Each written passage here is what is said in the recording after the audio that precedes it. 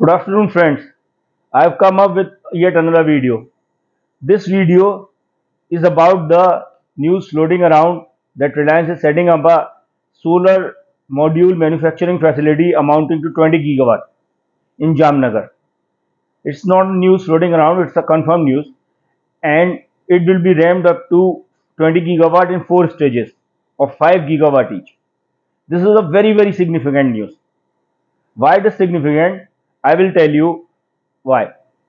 See, in whatever field Reliance comes, Reliance is famous for scale, efficiency, and technology. Like before Reliance Jio came onto the scene with its telecom offerings, the per GB rate of data at that time was about 150 to 225 GB for a single GB. And when Reliance came, in the initial stage, it distributed the data freely to garner the customers. But when I used to recharge my plan before this hike, which has taken place, it was 179 rupees for 1 gigawatt of data for 24 or 20 days, 28 days. I don't remember exactly. So the data rate dropped by 28 times. What I used to buy or 1 GB, I was getting 1 GB for the same amount of money even after 6 8 years. Considering the inflation, I was getting 1 GB data daily at the same rate.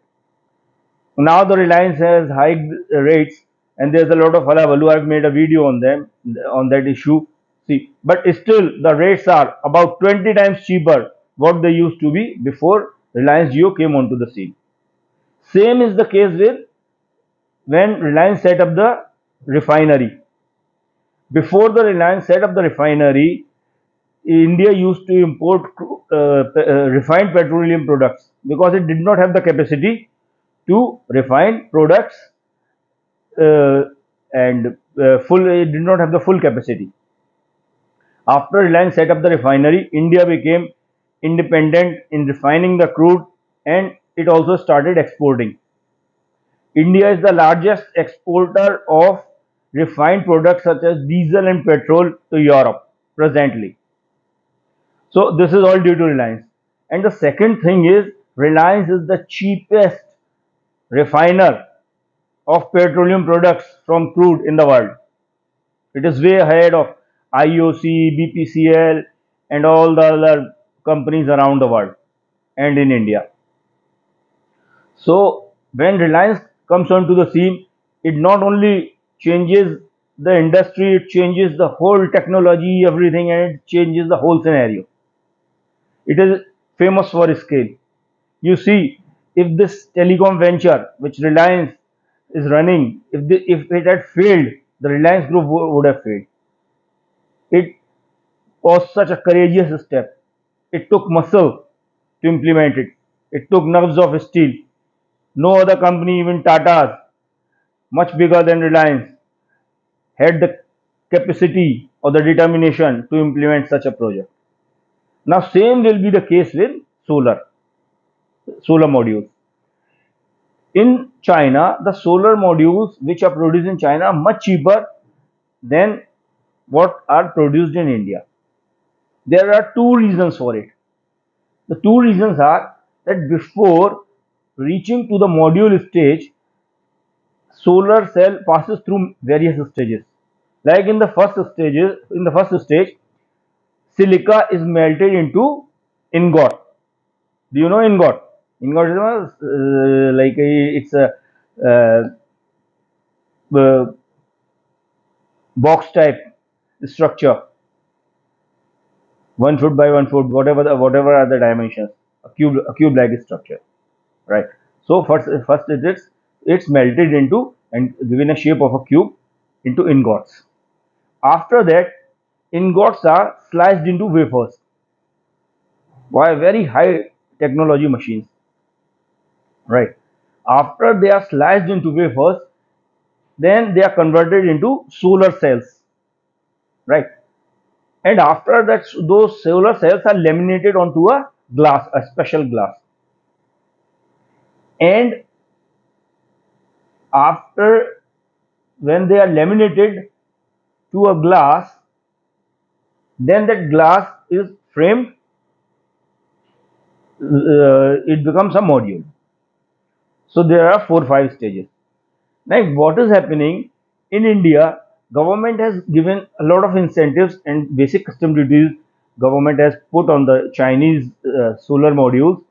So India's capacity has increased from 18 gigawatt in 22 to 38 gigawatt in 22-23, and further to something like 50 some gigawatts in 23-24. The progress is very good. Now, but what is happening? The solar module capacity has increased, but the matching solar cell capacity has not increased. So whatever solar modules are being made, they are made from imported solar cells. Help is also taken from domestic manufacturing, but after that, some of the solar cells are to be imported, which makes their cost higher. Similarly, there's next to nothing like capacity for ingots and uh, wafers, and it is coming. They are coming up. Government very in a very huge quantity. Government is giving huge subsidy under PLI scheme, and these ingots they are slated to go up to 38 gigawatt. Wafers they are slated to go up to 56 gigawatt. Similarly, sales cell capacity will go up to 90 gigawatt and module capacity to 110 gigawatt by 2026, as the plan show, which are in execution, which are in different stages of construction. Right. So first reason is that India does not have the full value chain which is necessary to reach the solar module manufacturing. Like 50% of the value chain, it has to be imported. That makes its prices higher. Secondly, there is lack of economies of scale. There are no such big plants as there are in China. In comparison to China, Indian solar plants are tiny. Solar factories in China that dwarf Indian manufacturing facility by a huge scale. And thirdly, the technology. And what Reliance will do, it will trump on all the three scores, on all the 3 points. It will have a huge economies of scale. It will be an integrated plant from ingots to solar modules. And thirdly, the technology will be the best in the world. Reliance has already acquired a Norwegian firm for 5,800 rupees, which was in the process of developing, which has developed the technology, world class technology uh, uh, in its field. So you see, this facility will be a game changer. Others who are in this field like Wari, Adani Power, who are also manufacturing, they will have to up their ante in competition, and the whole sector will get beefed up. It will change dramatically with the entry of Reliance, and Reliance will not wait only for 20 gigawatt, because solar power is increasing. The installations of solar power are increasing by 50% every year. The world has installed 4044 gigawatt of solar power in the year 2023, and it is slated to go up to 750 gigawatt in 2024. So this is the scale. And with the entry of Reliance, India will be a net manufacturer and exporter. And the best part, as the China's economy is going down and Western countries have put the trade barriers, tariff barriers on the Chinese modules, India will be at par and even can beat China in the pricing game. And this will be a game changer for the Indian manufacturing of solar panels. See, I'll give you an example. When Reliance entered telecom sector, India used to import a lot of equipments for 3G, 4G, like this. Now, in the latest year, with the entry of Reliance, India has exported telecom equipments worth $18 billion. Do you know what telecom equipments are?